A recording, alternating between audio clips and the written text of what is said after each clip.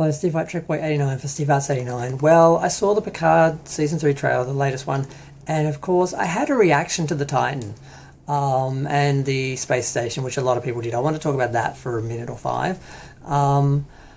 Okay, so the original Titan design, I was expecting to see that because, you know, like a lot of fans, I wanted to see a real live-action Titan. We saw it in animated form in Lower Decks, but we have never seen it on screen, to my knowledge.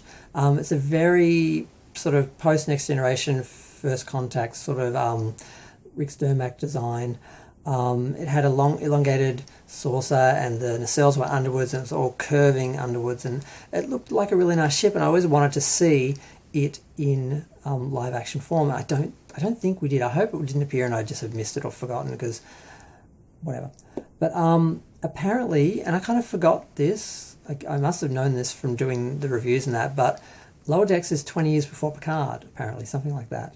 So in that time, the Titan was either destroyed or decommissioned, and we see Riker in Picard, and he's actually not on a starship. He's on some planet with his wife and kid. So, but he appears at the end of the season on a starship, and in my head I just sort of thought that was the Titan and didn't think about it, because you only see it for a minute and they just cut and paste a couple of ships to make a whole fleet, and I spent the whole time criticising that and didn't actually pay attention to what ship he was on at all, or the design of it. So yeah, apparently this is based on a Bill Krouse design, or Bill Krouse, I'm not sure how to say his name. So it's not the Lunar class, which the original Titan was. It's probably the Shangri-LaClass, because that ship he designed it that looked a lot like this. This is based on, I think it was called the Shangri-La. Now he's been brought on by, I think, Doug Drexler to actually work on Picard Season 3, because shockingly Robert Meyer Burnett managed to get both Doug Drexler and Terry Matalas on his show on Star Trek Day, and they were talking, and I can't remember who said what. But basically brought him on. He's done some design work for the show, because I don't think he's done any official work on Star Trek. He just apparently is very prolific at starship design, has done a lot of designs, and people are really aware of him. I think I'd seen some of his designs, but I didn't know him by name. Now, for me, the issue is it's like a throwback to the 21st century motion picture era ships, which is sort of anyone with taste favourite sort of era of starship designs. The original design is brilliant, but they didn't do a lot of designs for the original series because they didn't have a lot of money. When they got to the motion picture in the motion picture era, they did a lot of designs, and I think they are some of the best. When they got to Next Generation, they changed the shapes and made it very different. And part of it was just differentiating it from the motion picture era, which meant we got some ships that were really clunky and weren't very well designed, but they had their own look and were very different. And there's sort of some of this here where it's like the Enterprise C. They couldn't make it look as good as the D because it had to be this before ship that they improved on. So they made like a lesser design in a way, and it's really clunky and oddly shaped. And this ship is kind of clunky and oddly shaped, especially at the back. And some of the angles of the nacelles are very sort of, they change the shape. It's quite odd. The one thing that irks me is now they've brought back the neck, the skinny, vulnerable neck between the saucer section and the engineering section, which I didn't mind that they removed, because they always sort of had a joined sort of join. It wasn't like some ships were directly slapped on top, but some they actually had like a neck that was just really thick, and there was no real sort of you know what I mean. So this one, they've just got this flat top of the engineering section, which is kind of wide, and then they've just got the saucer and the neck, and they've just jammed it into it, and there's no blending, no nothing. It's just like they literally just molded it out of Play-Doh or clay or something, then just had the neck and they just stuck it in, and that's okay, there we go.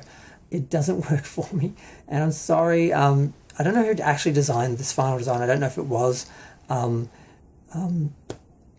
Krouse or if it was Doug Drexler, but yeah. I love some of the motion picture era elements to it, and I can't believe I'm nearly up to 5 minutes. I'm still talking. Damn.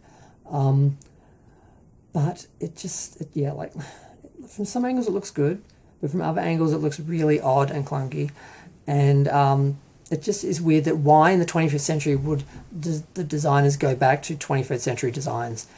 Now, it seems to be just a superficial thing, though, so maybe they just did. Maybe they were just bored with designs. They were sitting in the designing Starfleet room and like, hey, what about that model of, that 23rd century ship over there. That's cool. It was like that. Well, why don't you do designs like that anymore?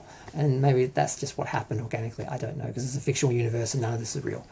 But that's probably what the people in the contemporary designing room did. They want to bring back a sense of that era and the original ships and their sort of original exploratory sort of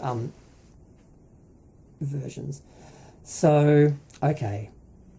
And the space dock, I kind of love the space dock because instead of getting rid of it, they have kept it in service. They basically just added to it. Apparently it is the same space station that we saw in Star Trek 3 and then the Next Generation, and like instead of retiring it, they just built onto it and kept using it, and it has this great legacy of having been, around the Earth for like hundreds of years or something or whatever.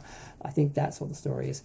And the Titan A, it's just weird because it's like we could have had a series with Riker, and now they've made a new ship and they've given it to Seven. I bet we get a 7 series with the Titan. We will get a Titan series, but it's not the same ship and it's not Riker in command.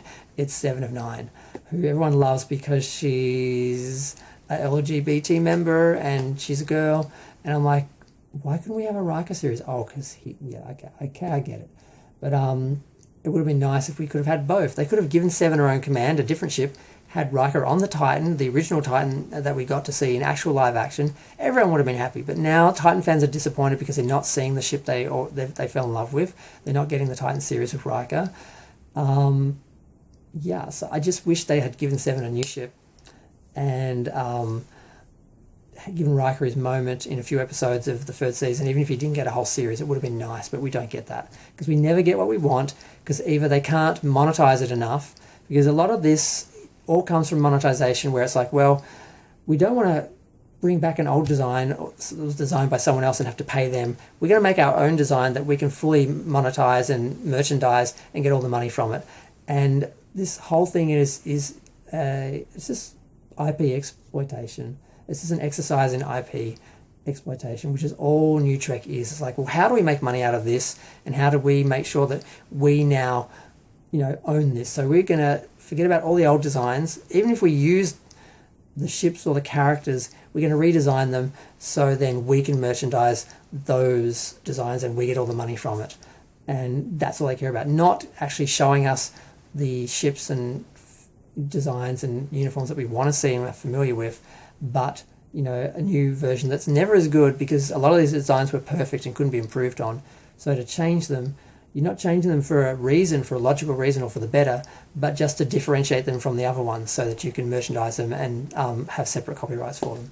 So it's a bit maddening, and I'm still talking at 8 minutes. I wasn't planning to talk this long, but and it was weird to see Doug Drexler and Terry Matalas on Robert Meyer Burnett's show.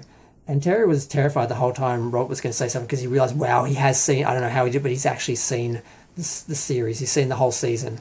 And you could tell he was really scared a few times that Doug was going to say something. He even was like, and he's like, I will not betray you, sir, don't worry. And he didn't. But yeah, Terry does seem to know what he's talking about. The more I hear him talking, the more I see him talking, I feel more confident about Picard Season 3.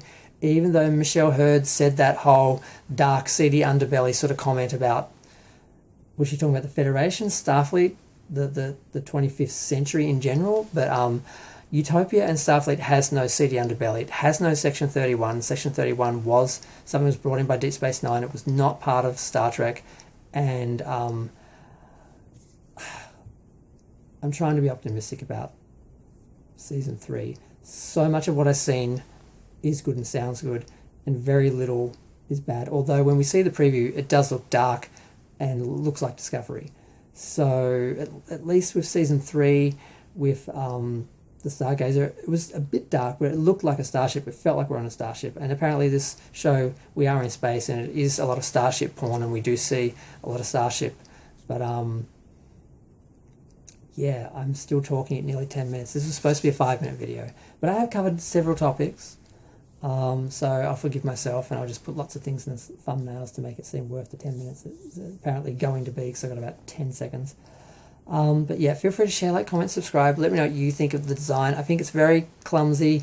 It seems like a throwback, not just... It's like a throwback to the Next Generation, early couple seasons of Next Generation, and the motion picture era, because they were trying to differentiate, but they still had elements of that in there, and it's a bit of a mess. It might grow on me. It's kind of like Voyager in a way, because Voyager's a very clunky design in some ways, streamlined from some angles, but really clunky in others, and didn't work for in some ways for me. But I love it now. So yeah, I'm going to stop talking. Bye.